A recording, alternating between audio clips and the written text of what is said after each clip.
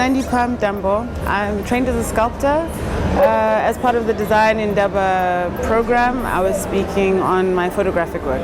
I guess as an extension of how I work, I got interested in mythology and how the animal human is something that people for civilizations have kind of been speaking about, whether they be gods or kind of these alternate realities. So I worked with a photographer called Tony Meintjes, and we created this fictional woman that was based on me, but centered around this whole, I guess, question around the animal human, the male-female attraction and repulsion, and how we understand it.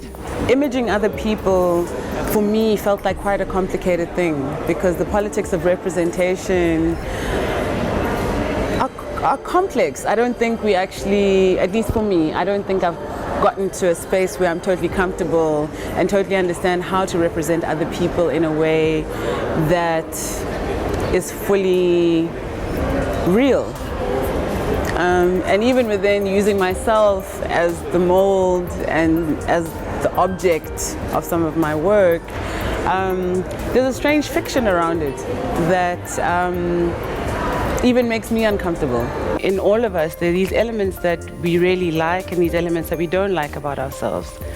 And in how we form relationships, we have these kind of mirroring elements of how we choose friends, how we choose lovers, and trying to maybe come to terms with elements of myself that I didn't quite like or understand. So creating these images that were about a mirror image, a recognition of myself as what I don't like, but as what I like at the same time.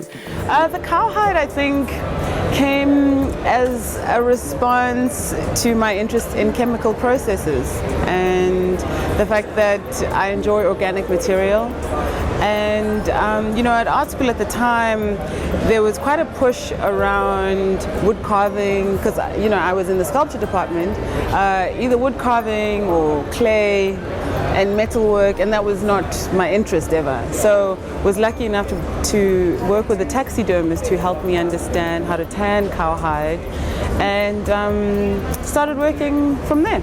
And this work is the first photographic work that I did, and it was inspired by another photographer called Peter Magubane. These are all molds of my mom that I had made in cowhide. Because my mom had this experience of not living in South Africa during apartheid, she couldn't be part of these conversations that a lot of women her age who happened to be black were part of. So in an understanding, or in trying to understand how she feels about her body, how she feels about her reality, how that would or wouldn't relate to me, I made these molds of her.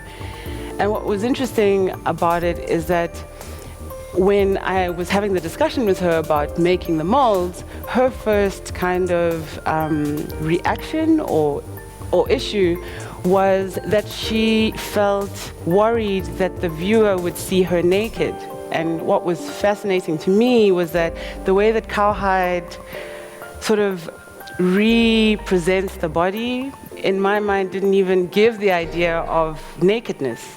So it was interesting to kind of have those conversations with her around her body, and possibly thinking around how my body would look like when I'm her age. The performance element of the work is something I didn't realize was always there. It's just that I was having a very private interaction with performance when I initially started working. The whole act of being alone in the studio making work is a performance in itself. It's just that nobody is a witness to it except for you. So having an understanding that I was doing it all the time without thinking about it in that way has always been interesting.